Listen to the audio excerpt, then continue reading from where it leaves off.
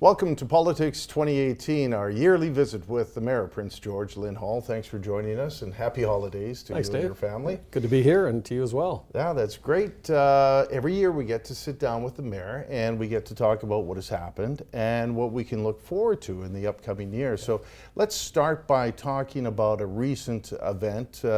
The Premier, John Horgan, stopped in Prince George and visited with regional mayors. Yep. Talk to us about what that meeting was all about and Sure. why it was important to have it.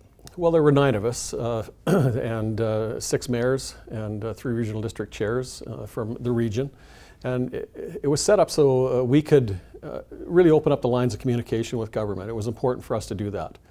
But it was also equally as important for me and the other representatives around the table to talk a little bit about each community, talk about what our needs are, and talk about the fact that we want to get the message out to the rest of the province about how important the central and northern part of the province is to the provincial economy, both from a forestry perspective, natural resource perspective. So we had a very good discussion, and I think that everybody around the table would say that we had our opportunity to talk about our individual locations and the communities we live in, but also about the region.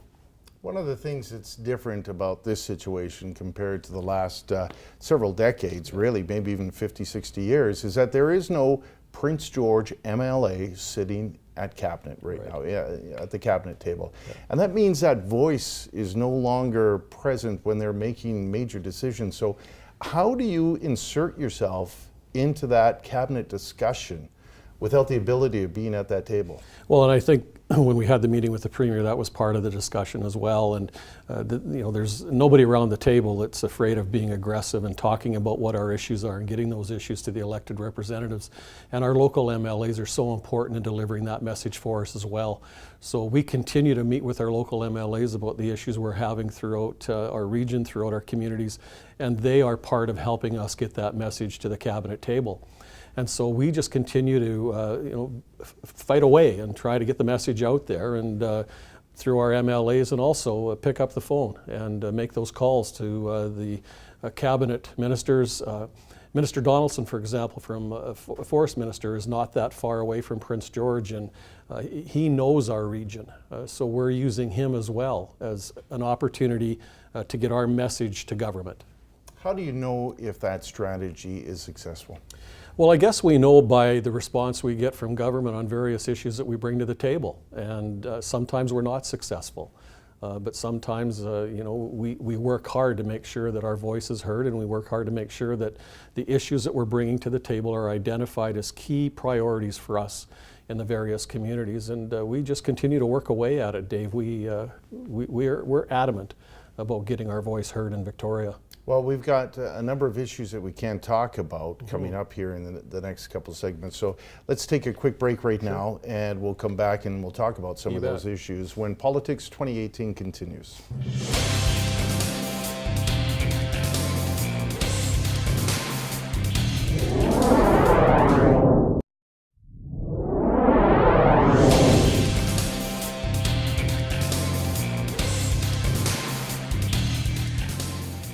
Welcome back to Politics 2018, our visit with Mayor Lyn Hall. Biggest event maybe of the year was perhaps a referendum in Prince George, as far as the city was concerned. A referendum that asked voters to basically give an okay to a $50 million loan. One for a $35 million loan for a pool replacement, another for a fire hall, a $15 million loan for a fire hall.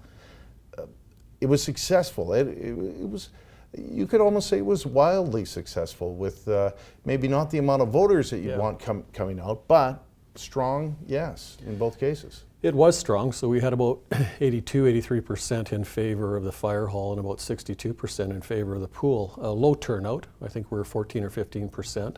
But what we really wanted to do, Dave, is to get the message out there, give a little bit more information to the voters, just to give them an opportunity to make informed decisions. So we did a number of town hall events. We spoke to a number of service organizations. We set up at the mall, and we did various events just to get the information out. And we found that that was quite successful. It worked out very well when it came to getting, as I said, the information out to the general public. And that was really what we wanted to do prior to Election Day. Now, if you've lived in Prince George for any amount of time, you've heard about the fire hall replacement being something of a budget item every year. Every year. Every year since I arrived in Prince George in '89, the fire hall has been an issue. Why, and when you get that kind of support, why did it take so long? I don't know. I don't know why it took so long. For us, we had decided early on when we got the facility assessment review back on all of our facilities that our two priorities were the Four Seasons Pool and Fire Hall number 1 downtown. And we really focused on those two because they were in such disrepair and needed a tremendous amount of investment. So we thought we would take it out to the referendum for the borrowing authority on it. But the fire hall, you're right, it's almost 60 years old. It just is not functioning. We can't get some of our equipment in that fire hall. And we had a standards of coverage review, and I think that really put it over the top. The standards of coverage review identified in its current location, it's not meeting the needs. The city's growing, obviously, in the last 50 or 60 years. It's not meeting the time element to get to fires. So the standards of coverage review identified a location near the Y, which would help out, which would provide better public safety and better response time. So the vote has been taken, the two have been passed. When do we actually see them? I think we'll see planning. Planning has started now. We'll get deeper into the planning process in early 2018 and into the spring. I wouldn't be surprised that we would see some groundwork done on the fire hall later on in 2018, and the pool probably early 2019.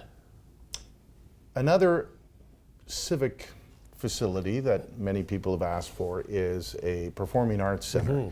That wasn't on the referendum, and that's really fallen off the radar, it seems, hasn't it? Yeah, the Performing Arts Center, when I first came on council, it was somewhere around $52 million was the proposed price.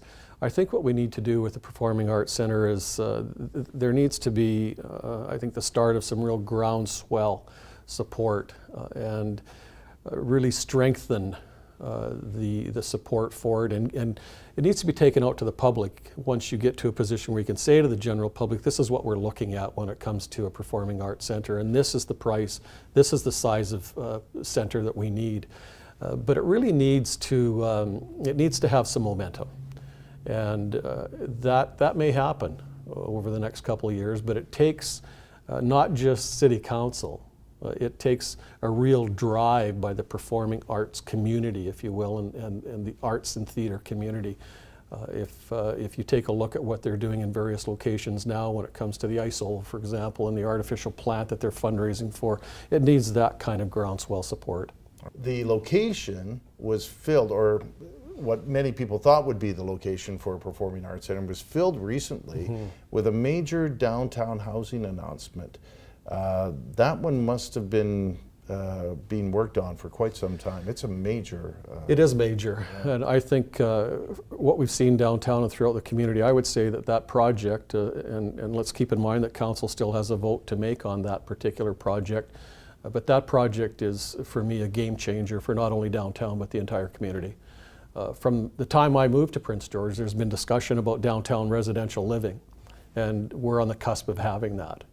And it is exciting, and it's something that I think will really enhance the downtown.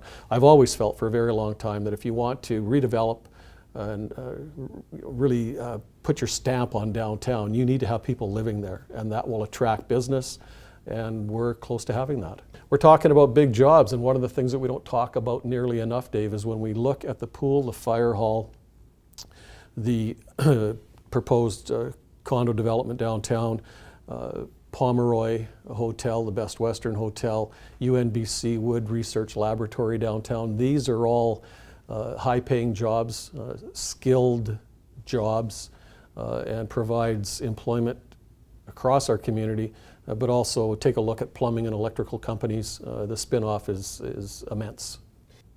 Let's change gears a little bit and talk about one of really a big accomplishment for City Hall compared to the previous contract that QP workers received. The first time ever that we saw a strike in Prince George during the previous negotiations. These ones went longer than, and were pretty quiet really for the most part. Longer than I think most people expected, but the deal is done. The deal is done. It's a 3-year deal, and we really wanted to make sure that we kept or went back to what we have done traditionally, and that's have local bargaining with local staff, bargaining with the 2 local unions that we deal with. It was important for us to do that. And yes, it went on a little bit longer, but as you say, it was quieter. It was, and at the end of the day, a deal was struck. So we're very pleased about it. Morale was a big situation, a big thing to deal with. Poor morale coming out of the last negotiations. It was. Where are we now? I would say we're leaps and bounds ahead of where we were, and I think we achieved that early in 2015. We were really diligent about making sure that there was a different attitude. And I have to compliment and thank our workforce. They do a tremendous job, and as I say quite often, they're the ambassadors of our city. You don't see council out and about every day. But it's our workers that you see day in and day out, hour in and hour out, working on streets, paving, doing a number of projects, and they really, they're proud of the work they do, and we're proud of the work that they provide the city. And I think that, as you say, we reached an agreement, and that was very good. Good. Okay, we're going to take another quick break. We're going to come back and we're going to talk about how some of the outlying resource economies affect Prince George when we return with Politics 2018.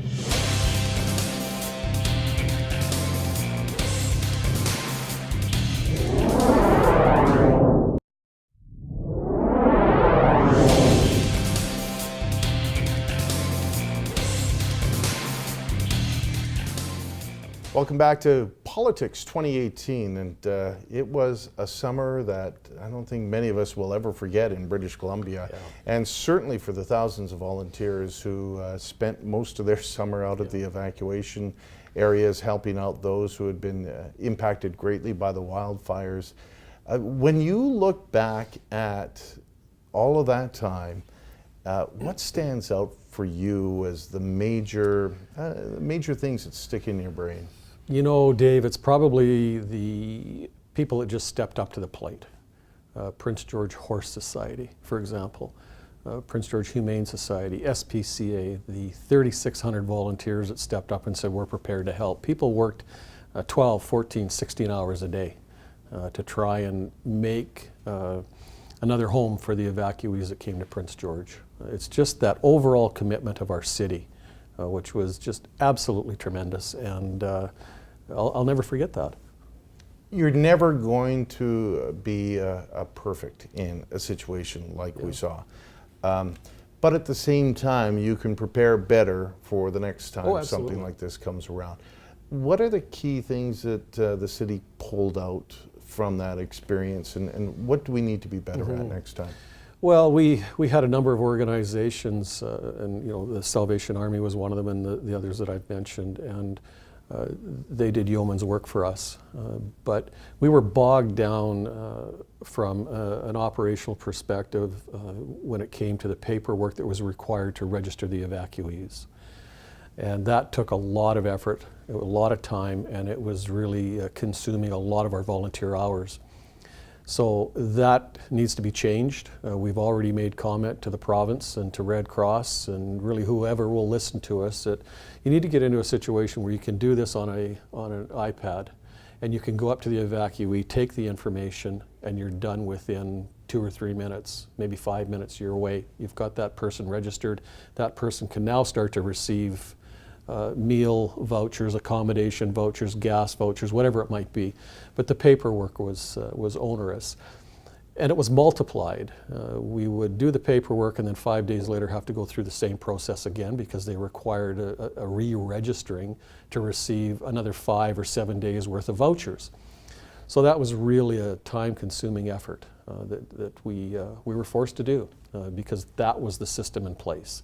And I think the Emergency Services BC and I think government and all of the agencies that we've talked to understand that. They see that they need to do more with technology. If it does happen again, What would you ask differently of the college, for example, UNBC, even the school district that got involved in hosting many of these evacuees? I don't know if there's so much we would do different. I think that we need to, as I say, streamline that registration process. I think there's the behind the scenes work we really need to have streamlined. And the college and the university and School District 57 stepped to the plate.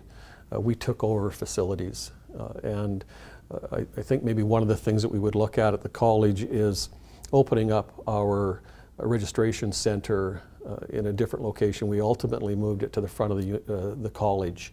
And we could probably use a much bigger location for registration, because we were really at some point in time during the first 3 or 4 days of the evacuation really overwhelmed with evacuees that were coming in, and you felt bad because you couldn't get to them in a timely manner. So that's maybe one thing, but you know, when I look back on those 3 locations that we used, it really fit our bill. So I think the only thing that I would like to see different is from an operational side to streamline processes would be the biggest thing. Now, very easily, the shoe could have been on the other foot. We could have been the city that was evacuated. So has this spurred any thought about what would happen if? Yeah, absolutely. And it really spurred a lot of thought after the Fort McMurray fire, and there was a scientist that took a look at 3 communities across Canada, and we were one of them. Right. That is just ripe for that kind of devastation. So we take that very seriously, and we're looking now at taking a look at having a full-time person to look after our emergency services. So we'll be talking about that during the budget deliberations. That is a designated position that I think is so beneficial and is so needy for our community. You're absolutely right. We could be in a position where we have to evacuate Prince George. And I hope it doesn't happen, obviously, but we need to be prepared both on accepting evacuees and being evacuees. And we need to have proper people in place. We have a great team now that's in place when it comes to emergency services, but I think it's really that designated person that does nothing but emergency services for the city. I want to skip to the softwood crisis. Mm-hmm. Does it worry you? Is it one of those things that keeps you up at night? Yeah, it worries me. Why? It worries me because of the impact it may have on smaller communities. Right now, lumber prices are at an all-time high. The markets are still good, despite the fact that we have the duties and tariffs that have been applied by the U.S. But it does worry me. We just don't know where that's going to go. I have full confidence in the negotiating team federally and locally from a provincial perspective. We've won every appeal that we've ever had to take to the appeals court with the U.S. But it worries me from the standpoint that we have smaller communities in and around Prince George that are so important to our economy. And if they have a mill that goes down because of this or for any particular reason, if the markets drop out and they start to close these smaller mills, that has a direct impact on Prince George. And over the last 2 or 3 years, Dave, we've really taken a look at what it means, what Prince George means to the region and what the smaller outlying communities mean to our city and to the regional economy. And I would say that we as a group of communities are tighter than we ever have been. And we recognize these common threads of concern around the forest industry. Okay, we're going to take one more quick break and then come back and wrap things up with Mayor Lyn Hall next.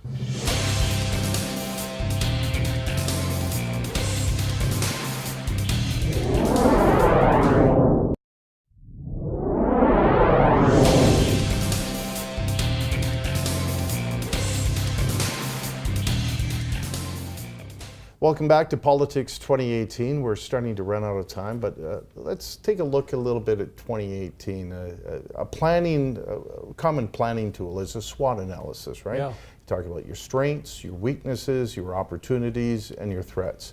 Can you talk about the city's SWOT analysis? Sure. I think the strengths, Dave, are really in the economy and what we've heard from economists that Prince George will continue to do well. And we're seeing that again this year. We're up to about $115 million worth of building permits. So I think we'll continue to see that as a strength next year. And we take a look at some challenges in the community for next year. I think really our infrastructure is a challenge, both above and below ground. We continue to look at that, do analysis on that.